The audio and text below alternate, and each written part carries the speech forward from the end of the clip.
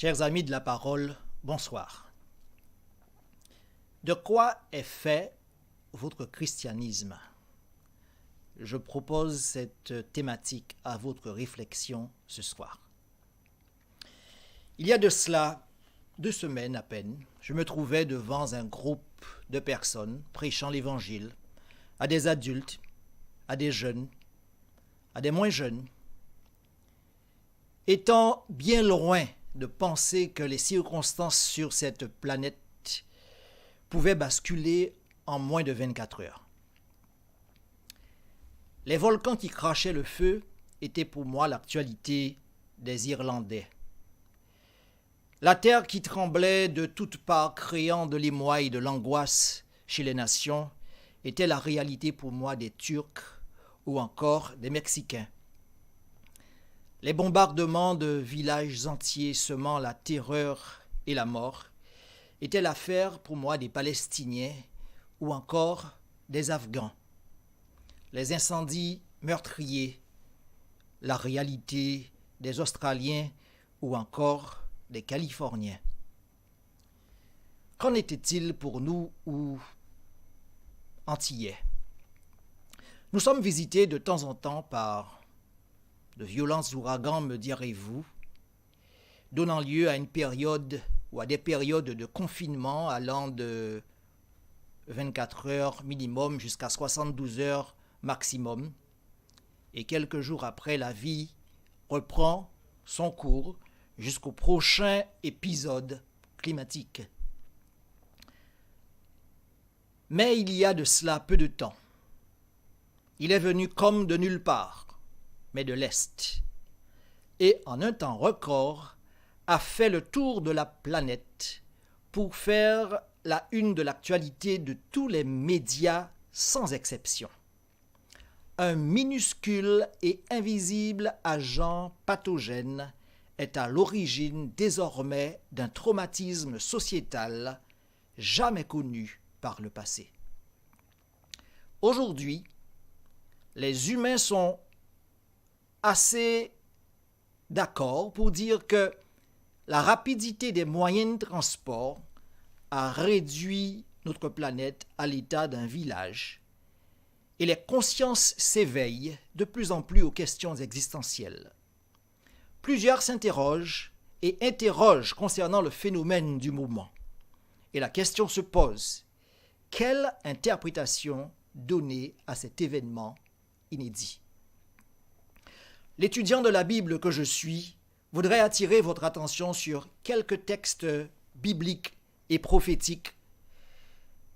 La parole de Dieu présente l'histoire, non comme une boucle qui se répète sans fin, ne présageant aucun dénouement heureux et plongeant les êtres humains dans un désespoir total et envisageant un inéluctable fatalisme.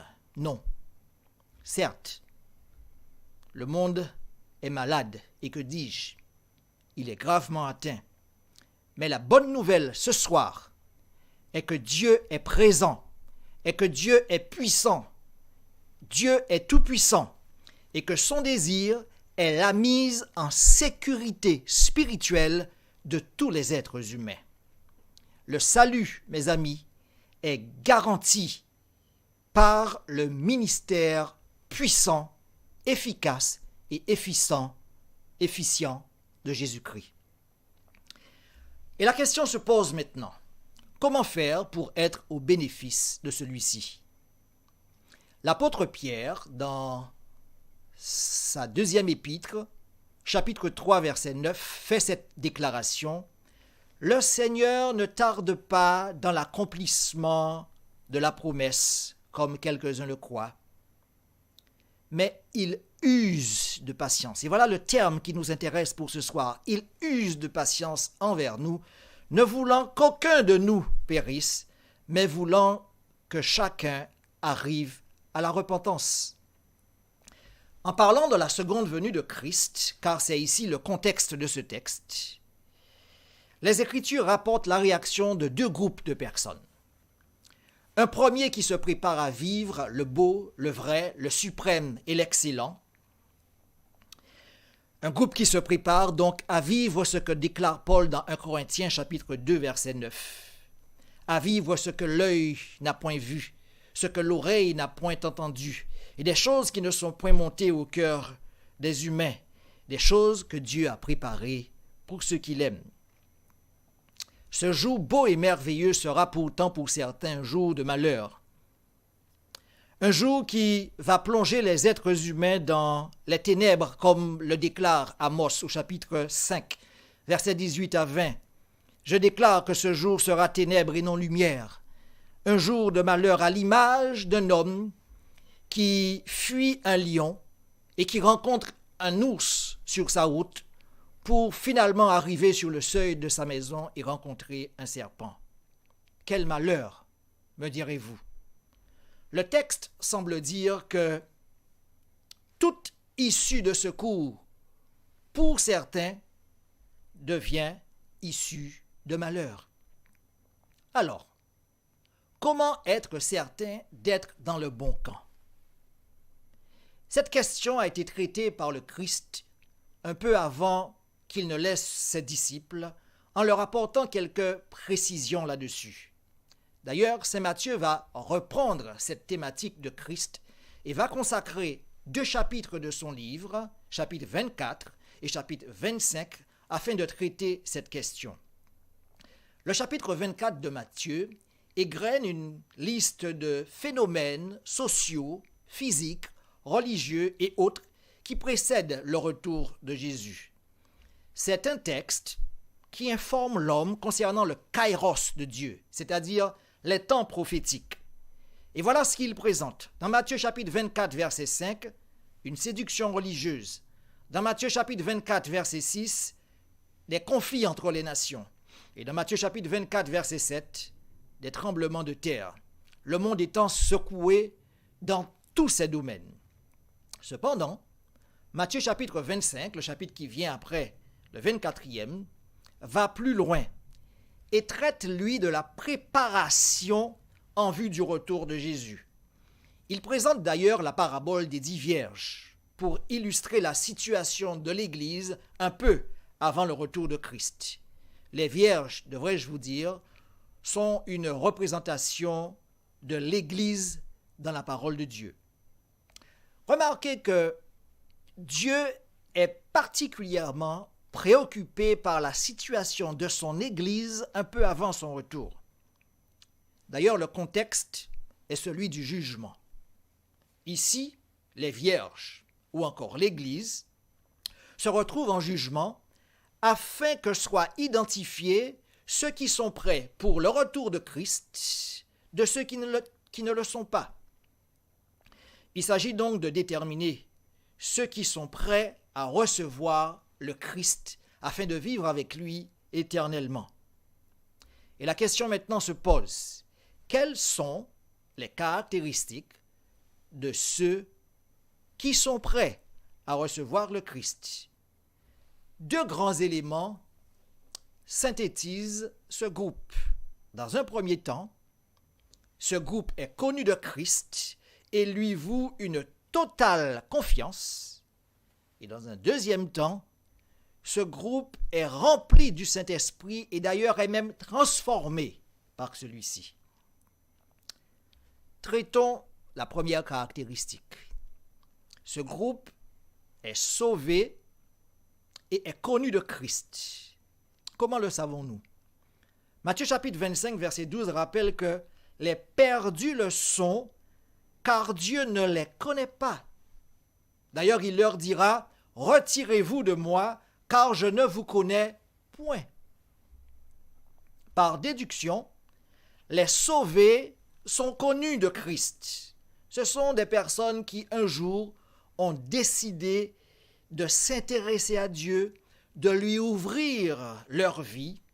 Elles ont décidé aussi que le désir de Dieu aurait désormais une place importante dans leur existence et qu'en cas de litige, lorsque leur volonté serait contraire à celle de Dieu, la sienne prévaudrait. Comment donc cela se traduit-il dans le concret? Remarquez que dans Matthieu chapitre 25, Jésus rappelle que toutes les fois que l'on exerce la bienveillance envers son prochain, il en est la finalité ultime. Au point où il dira lui-même dans Matthieu chapitre 25, autant pour moi, verset 40, « Et le roi leur répondra, je vous le dis en vérité, toutes les fois que vous faites ces choses à l'un de ces plus petits de mes frères, c'est à moi que vous les avez faites. » L'apôtre Jean, dans 1 Jean chapitre 4, verset 20, va accentuer cette vérité en rappelant que si quelqu'un dit « j'aime Dieu » et qu'il déteste son frère, celui-là est un menteur, car celui qui n'aime pas son frère qu'il voit, comment peut-il dire aimer Dieu qu'il ne voit pas? Peux-tu donc dire que tu aimes Dieu alors que tu détestes ton frère? C'est un peu la remarque de Christ et fait ressortir le caractère illogique de celle-ci. Madame, monsieur, la vie chrétienne n'est pas de la théorie. On n'est pas chrétien parce qu'on lit simplement la Bible. On n'est pas prêt pour le retour de Dieu parce qu'on fait des prières. Il ne peut y avoir de christianisme véritable sans relation d'une part avec Dieu, mais sans relation aussi avec l'autre. Et entendez par l'autre qu'il ne s'agit pas uniquement de celui qui vous donne, par exemple, des légumes parce que vous lui donnez des fruits, mais aussi mon ennemi, celui qui perturbe mon quotidien et qui complique, voire rendre difficile mon existence. Le Seigneur voudrait que le ministère, ou plutôt que la réalité de l'autre, devienne la mienne, que j'allège l'autre dans son fardeau. D'ailleurs, Matthieu chapitre 25 est une invitation à sortir de mon indifférence pour faire place à l'autre dans ma vie. Les expériences douloureuses que nous vivons aujourd'hui sur cette terre de façon collective ont pour mérite, entre autres, de nous informer de notre capacité à vivre ensemble, à être solidaires. Et la question à se poser pour maintenant est celle-ci: comment aimerions-nous être traités par l'autre si nous étions atteints du virus? Mais vous me direz, pasteur, comment aimer son ennemi? Comment aimer celui qui vous considère comme quantité négligeable? Et là, mes amis, la parole nous surprend. Et maintenant, nous traitons le deuxième aspect de notre présentation. Les sauvés, nous disions un peu plus tôt, sont connus de Dieu par leur investissement envers les autres, mais cela ne devient possible que parce qu'ils sont remplis de l'Esprit de Dieu. Sachez que la présence de l'Esprit de Dieu en vous change votre état d'esprit, vous fait voir votre ennemi comme un personnage plutôt sympathique. D'ailleurs, Paul, lui-même conscient de cette difficulté, va déclarer dans Philippiens chapitre 4, verset 13, « Je puis tout par celui qui me fortifie. » La bonne nouvelle, mes amis, est que Matthieu chapitre 25 présente le moyen donné par Dieu afin que nous vivions ce qui nous est impossible par nous-mêmes. En ces temps troublés, en cette période d'incertitude où la vie humaine est menacée plus que jamais, le ciment de la solidarité est la venue du Saint-Esprit dans votre vie. Le rempart contre l'inquiétude est le baptême du Saint-Esprit dans votre vie. Matthieu chapitre 25, versets 1 à 4 déclare ceci. « Alors, le royaume des cieux sera semblable à 10 vierges qui, ayant pris leur lampe, allèrent à la rencontre de l'époux. » Verset 2. « 5 d'entre elles étaient folles et 5 sages. » Verset 3. « Les folles en prenant leur lampe, ne prirent point d'huile avec elles. Mais les sages, au verset 4, avec leurs lampes, prirent de l'huile dans des vases. L'expérience qui est présentée ici est celle de ceux qui attendent le retour de Christ. Et il s'agit dans ce texte d'un focus fait sur l'Église du Seigneur. Vous trouverez deux groupes dans ce texte. Un groupe avec des lampes et de l'huile, et ce groupe est considéré comme des sages, et un autre groupe appelé des folles, c'est-à-dire un groupe avec des lampes mais sans huile. La différence, me direz-vous, elle est notoire.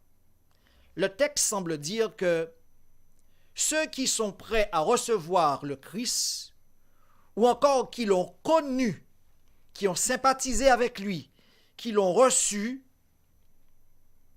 ceux qui reproduisent dans leur vie les sentiments qui étaient en Jésus-Christ, ceux-là possèdent de l'huile dans leur lampe et sont prêts à traverser les périodes difficiles que connaîtront les humains sur cette terre. Remarquez que dans les deux catégories de personnes, ces deux catégories de personnes, sont toutes dans l'Église. Elles ont toutes des lampes, c'est-à-dire qu'elles lisent la Bible, qu'elles étudient les Écritures, qu'elles enseignent même la parole de Dieu, elles invitent même des hommes et des femmes à y adhérer, à y croire, mais tout cela demeure superficiel. Leur spiritualité, en réalité, n'a point de racine. Paul, lui aussi, fait état de cette même situation du monde dans 2 Timothée chapitre 3, versets 1 à 5, dans laquelle il va ajouter un élément même de l'Église. Il dit ceci: « Sache que dans les derniers jours, il y aura des temps difficiles, car les hommes seront égoïstes, amis de l'argent, fanfarons, hautains, blasphémateurs, rebelles à leurs parents, ingrats, irréligieux, insensibles, déloyaux, calomniateurs, intempérants, cruels, ennemis des gens de bien. » Verset 4. Traîtres, emportés, enflés d'orgueil, aimant même le plaisir plus que Dieu. Et le verset qui nous intéresse, c'est le 5e. Ayant l'apparence de la piété, c'est-à-dire agissant avec une couverture spirituelle, mais en réalité reniant ce qui fait la force, c'est-à-dire la présence même de l'Esprit de Dieu en elle. Et le Christ déclare: « Éloigne-toi de ces personnes. » Chers auditeurs, chers internautes, vous avez ici une présentation très claire de la substantifique moelle du christianisme.